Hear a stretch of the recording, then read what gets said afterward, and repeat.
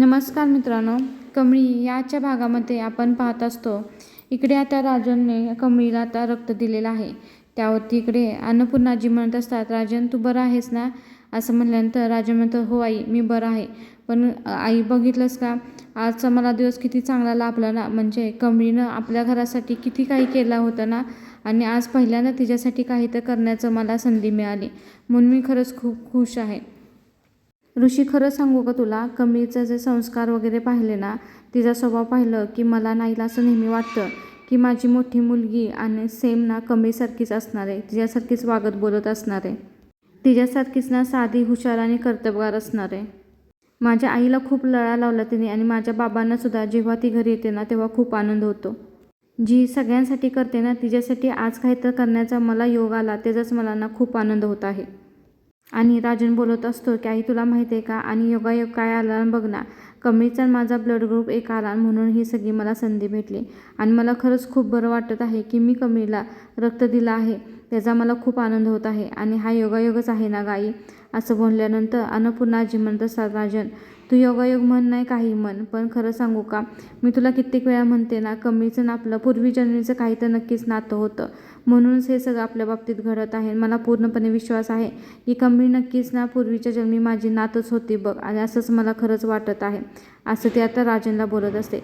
तेवढ्यातच काय होतं, इकडे रागिनीनं फोन केलं असतं राजनला. मग राजन तिथं बोलतो, मला फोन आला आहे, जरा मी 2 मिनटं जाऊन येतो. इकडे रागिनी विचारते की राजनला कुठं आहेस तू? तर राजन बोलतो की मी हॉस्पिटलला आहे. तर हॉस्पिटलला आहे म्हणल्यानंतर का हॉस्पिटल आहेस, कशासाठी आहे, तुला काय झालं आहे का, हे विचारायचं सोडून ती डायरेक्ट बोलते हॉस्पिटल आहेस का, बरं ठीक आहे जाऊन दे. मला सांग आमच्या तिघींचं कार्ड का बरं डिक्लाईन झालं आहे, काय झालं विषय? असं बोलल्यानंतर मात्र राजनलाही राग येतो. राजन बोलतो, तुला कळत नाही का मी काय सांगितलं ते, मी हॉस्पिटलमध्ये आहे, याचा अर्थ काहीतरी इमर्जन्सी असेल ना, एवढं तर कळतं का नाही तुला? ठेव फोन, चल आत्ता मी काय बोलू शकणार नाही, ते काय गोष्टी असेल ते परत बघू. असं बोलून तू रागाने फोन ठेवतो. मग ही काय पटकन हातातला मोबाईल घेते आणि फेकते. तिथं आल्यानंतर आई बोलते, काय गं झालं बाळा, का फोन टाकलास?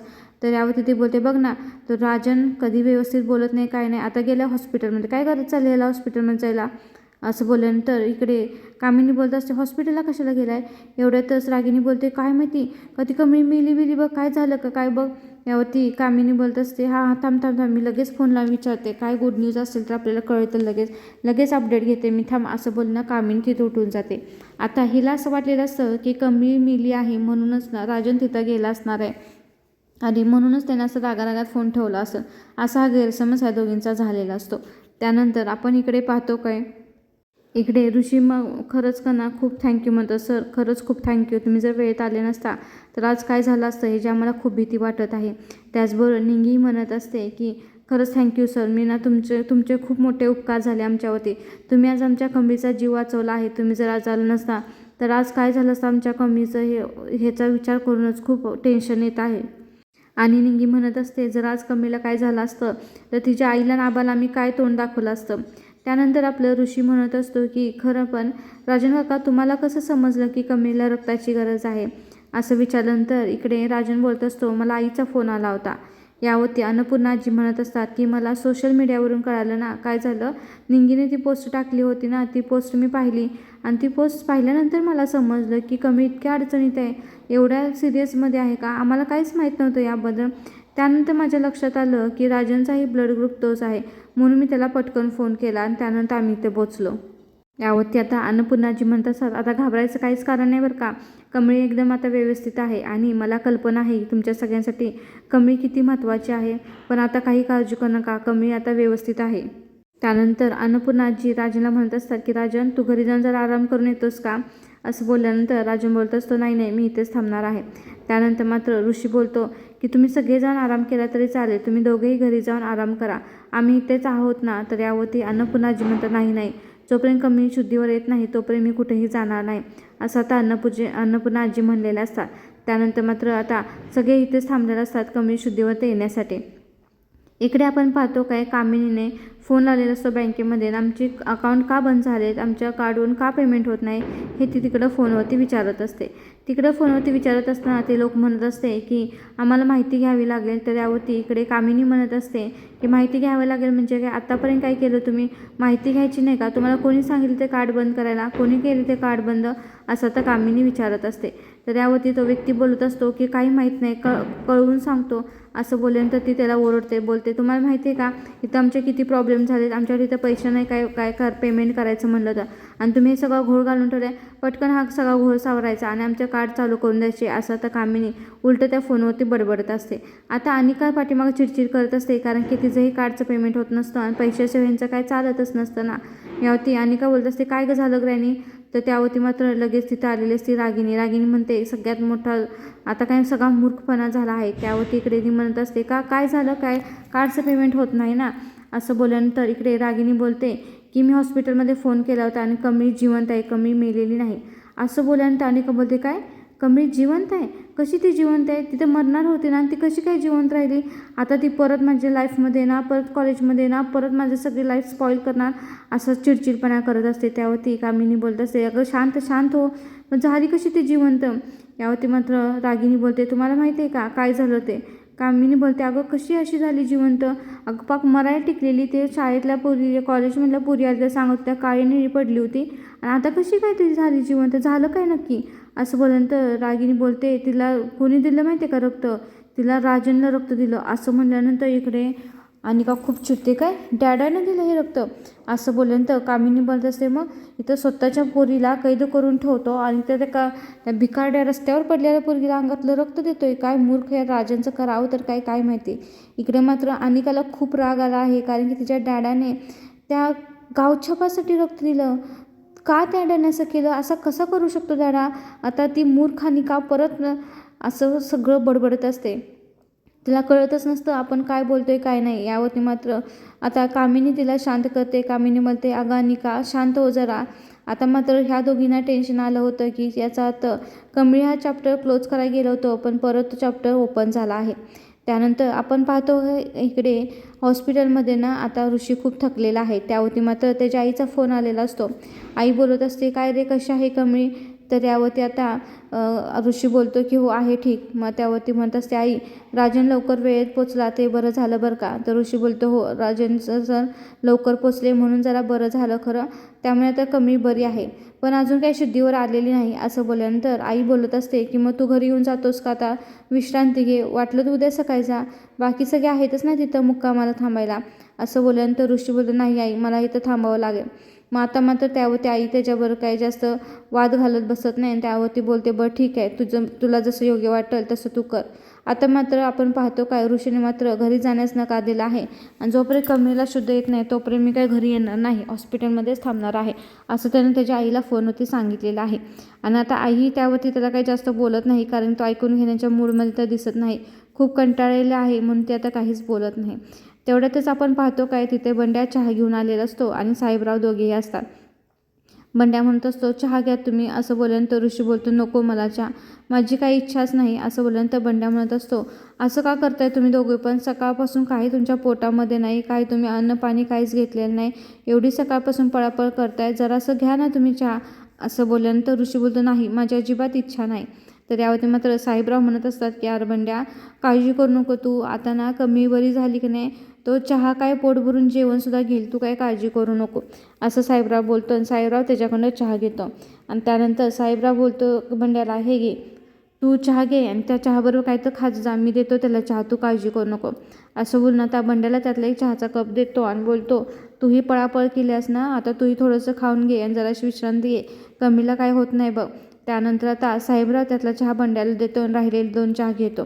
इकडे आता ऋषीला चहा देत असतो तर ऋषी नाही म्हणत असताना साहेबरावचं त्याला ऐकावं लागत असतं ना, आता साहेबरावांचा घडून तो चहा घेतो. इकडे मात्र बंड्या आतमध्ये निंगीला चहा घेऊन गेलेला असतो. निंगीला म्हणत असतो निंगे एवढा चहा घेतो, असं बोलल्यानंतर निंगी म्हणत असते की नाही मला नको आहे चहा. इकडे मात्र साहेबरावांनी नीट ना दडावून सांगितलेलं आहे ऋषीला की काही करून चहा घे, आता व्यवस्थित लवकर तुला हे ठणठणीत व्हायचं आहे. त्यानंतर मात्र इकडे निंगी चहा घ्यायला नाही म्हणल्यानंतर इकडे अन्नपूर्णा आजी तो चहाचा कप हातामध्ये घेतात आणि निंगीला समजावून सांगतात, निंगी बेटा बाळा हे बघ बघू आता कमी शुद्धीवर येणार आहे ना, डॉक्टरांनी पण सांगितले ना आता कमी आता कुठलाही रिस्क नाही, आता ती व्यवस्थित लवकर शुद्धीवर येईल.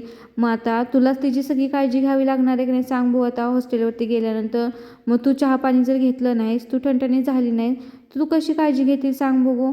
आणि जेव्हा कमी शुद्धीवर येईल तेव्हा तुला असं बघितल्यानंतर तिला बरं वाटेल का सांग बघू. मग तू बरी झाली, तू ठणठणी झाली पाहिजेस ना, त्यामुळे तू चहा घे, थोडंसं खाऊन घे. आपल्याला सांगितले ना डॉक्टरांनी की कमी लवकर बरी होणार आहे, तू काय काळजी करू नको. असं बोलल्यानंतर आता निंगीला मात्र अन्नपूर्णा आजीनं प्रेमानं समजावून सांगितल्यानंतर पटलेलं असतं आणि तिनं तो हातामध्ये चहाचा कप घेतलेला असतो. अन्नपूर्णा आजीने मात्र तिला व्यवस्थित समजावून सांगितलेलं आहे की तू काळजी करू नको, आता आपली कमी लवकर बरी होणार आहे आणि तू तिची सेवा करणार आहेस ना, तू तिची काळजी घेणार आहेस ना, मग तुला खाऊन पिऊन राहिलं पाहिजे. त्यानंतर पाहतो का इकडे राजन बोलतो, आई मी आतून जाऊन येतो. आणि इकडे आता कमी शुद्धीवरती आलेले असते तर डॉक्टर काय तर पेपर्स वगैरे लिहित असतात. तेवढ्यातच तिथं आता राजन जातो. राजन तिथं गेल्यानंतर डॉक्टर्सना बोलतो, डॉक्टर्स कसे आहे कमी. तर यावरती मात्र डॉक्टर म्हणत असतात, हो आता कमीला शुद्ध आली आहे आणि मी तिला सगळं सांगितलं आहे, जे काय घडलं आहे ते मी तुम्हाला सांगायलाच येणार होते. तर यावरती राजन बोलतो, खरंच खूप थँक्यू. असं बोलल्यानंतर आता कमी शुद्धीवर आलेले असते आणि आता पहिल्यांदाच राजनला भेटणार असते आणि राजनवर बोललेलं असते. त्यानंतर आता राजन तिथे जाऊन बसतो तेव्हा मात्र डॉक्टर म्हणत असतात की तुम्ही काही काळजी करू नका, आता कमी व्यवस्थित शुद्धीवर आली आहे आणि तिला आता आम्ही जनरल वॉर्डलाही शिफ्ट करतो, त्यामुळे तुम्ही इथे बसला तरी चालेल, तिला भेटला तरी चालेल असं बोलते. त्यानंतर तर तिथे डॉक्टर गेल्यानंतर राजन तिच्याजवळ बसल्यानंतर इकडे कमी म्हणत असते की खूप थँक्यू, आज तुमच्यामुळे माझा जीव वाचला आहे. असं बोलल्यानंतर राजन बोलत असतो, काय काय बोलतेस तू बाळा, कळते का तुला, मला थँक्यू म्हणतेस तू.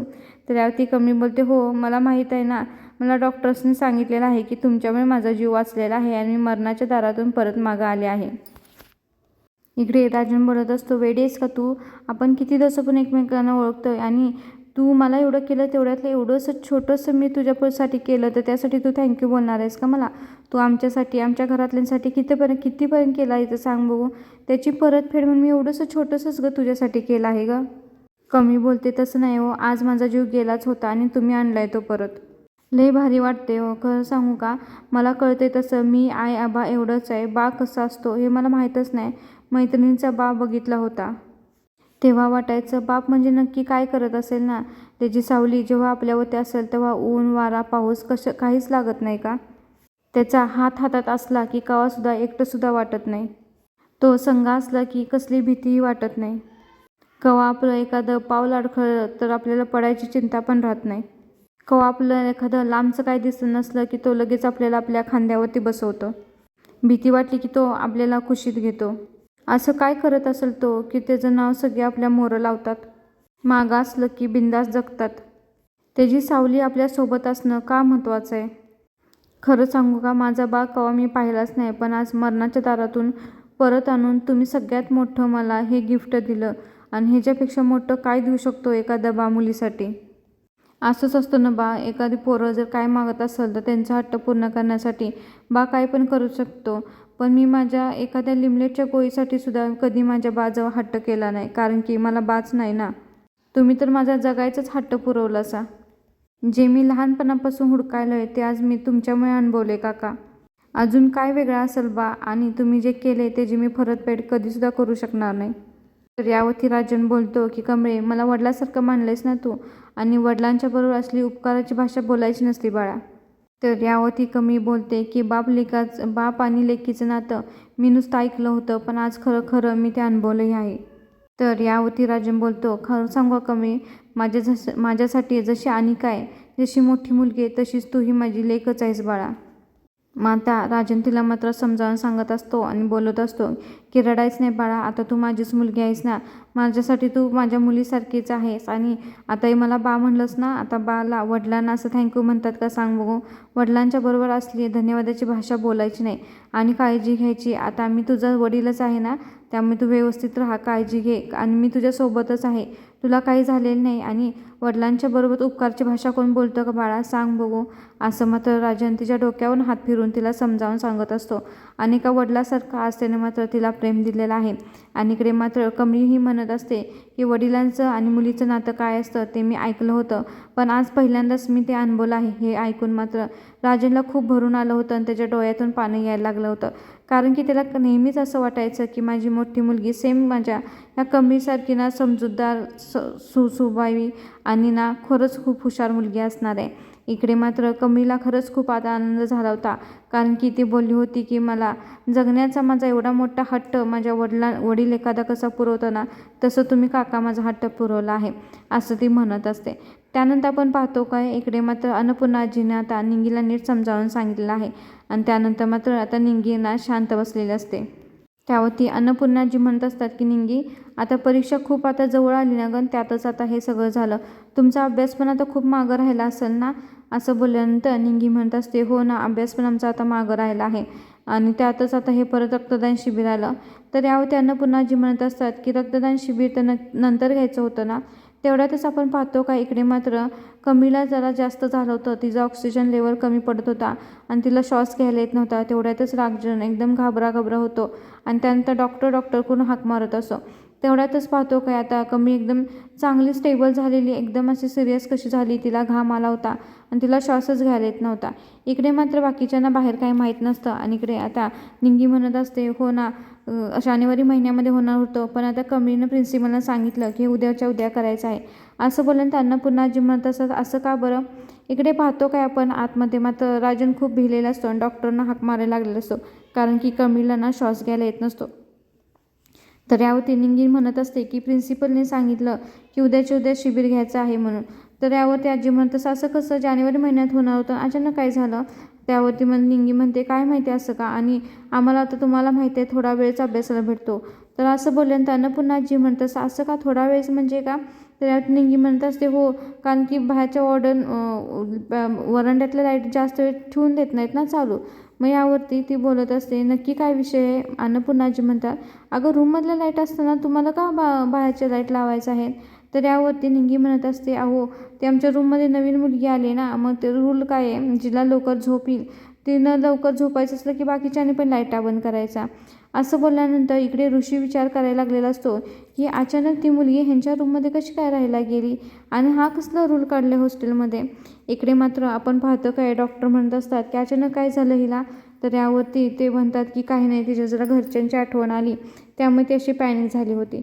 मग आता डॉक्टरने मात्र तिला आता ऑक्सिजन लावलेलं असतं आणि इकडे राजन म्हणत असतं, आता कमी ठीक आहे ना. तर यावरती डॉक्टर बोलतात, हो आता ती ठीक आहे, काही काळजी करू नका. ती थोडीशी काहीतरी विचार केला असेल तिने, त्यामुळे तिला अशी पॅनिक झाली असेल. पण तिच्या घरचे कुठं आहेत. तर यावरती राजन बोलत असतो की नाही, तिच्या घरची इथं नसतात. तर डॉक्टर बोलतात, मग तुम्ही कोण आहे. असं बोलल्यानंतर राजन सांगतो की मी तिच्या वडिलांसारखाच आहे. त्यानंतर आपण पाहतो का इकडे कमळीला जेव्हा शुद्ध येते तेव्हा कमळीच्या उशाची मात्र ऋषी झोपलेला असतो. आता ती त्याला उठवणार कशी म्हणून मात्र काहीतरी हालचाल करण्याचा प्रयत्न करत असते आणि त्यानंतर मात्र ऋषीला गाढ झोप लागली आहे म्हणल्यानंतर कमळी स्वतःच उठायला लागलेला आली आणि जरासं उठताना तिचं दुखतं, त्यामुळे ती इवळते. तेवढ्याचे तसं मात्र ऋषी जाग येते. ऋषी बोलतो, कमळी काय झाले तुला, काय होते का तुला, गरगरायला लागले का, चक्कर यायला लागले का. असं बोलल्यानंतर कमळी बोलते, तुम्ही रात्रभर इथंच झोपला होता का. तर ऋषी बोलतो, हो, तुला काय होते का सांग, तू सरळ आहेस का. काल पण तू थोडी पॅनिक झाली ती राजन सरांच्यावर बोलताना, काय होते का तुला, डॉक्टरना बोलवू का. असं बोलल्यानंतर कमळी बोलते, अहो नको, काय ऋषी सर, मी व्यवस्थित आहे, मला काही झालेलं नाही. इकडे आपण पाहतो का इकडे मात्र घरी राजन आल्यानंतर अनिका डायरेक्ट चाकू घेऊन आले असते, बोलते की रक्त दे मला, तुझं रक्त दे. असं बोलल्यानंतर राजन बोलतो, काय काय बोलतेस काय तू. तर ती बोलते का त्या थर्ड क्लास कमळीला, रस्त्यावर पडलेल्या कमळीला जाऊन तू रक्त देतोस आणि मला दे ना, मला दे तुझं रक्त. असं बोलल्यानंतर तो बोलतो, काय बोलतेस, तुला कळतंय का अनिका. तर अनिका म्हणते का एवढं जर तुझं रक्त तुला जास्त झाले ना तर कापायचं आणि टाकायचं ना रस्त्यावरती, वाटत कशाला फिरलायस तू रक्त. असं म्हणल्यानंतर कुठं राजनला मात्र खूप अनिकाचा राग आलेला आहे, कारण की अनिका तोंडाला येईल ते बोलत आहे. त्यानंतर आता कमळी आणि बंड्याही तिथं आलेलं असतात आणि बोलत असतात. कमळीला म्हणत असते की काय गं. निंगी म्हणत असते, काय बरे आहेस का तू कमळी, कसं वाटते तुला. इकडे आपण पाहतो काय अनिकाचा राग अनावर झालेला आहे आणि मात्र राजन तिला कसला ओरडतो, तुला समजते का तू काय बोलते. ही म्हणतेस का तू माझा डॅड आहेस ना, तू कशाला तिला रक्त द्यायला गेलास, तुला काही गरज होती का तिला रक्त देण्याची. असं म्हणत असते. इकडे कमळी म्हणत असते की काय झाले नक्की आणि मला राजन सरांनी का रक्त दिलं, मला एवढं झालं होतं का काय, मला रक्त देण्यासारखं मला काय झालं होतं. तर यावरती ऋषी सर म्हणतात, का तुला काहीच आठवत नाही का? निंगी म्हणते, कमळी तुला काहीच आठवत नाही? तर कमळी म्हणते, हो मला काहीच आठवत नाही. त्यावरती मात्र ऋषी सर सांगायला लागतात की अगं, आपण रक्तदान शिबिरमध्ये तू रक्त देत होतीस तेव्हा मात्र तुझी ना रक्ताची जी ट्यूब होती ती कोणीतरी कापली होती. आता मात्र कमळीला आठवतच नाही हे कोणी केलं होतं ते. मात्र इकडं निंगीनं सांगितलं आहे की मला पूर्णपणे खात्री आहे की कोणीतरी मुद्दाम केले आहेत, ते काही सहजरित्या तुटलेले नाही. आता आपण उद्याच्या भागामध्ये नक्की पाहू की ऋषी शोधून काढेल का की कमळीची ट्यूब कोणी तोडली असेल, आणि कमळीलाही आठवेल का की तेव्हा त्यावेळी कोणतरी येऊन गेलं होतं का आणि त्याने हे सगळं केलं आहे का.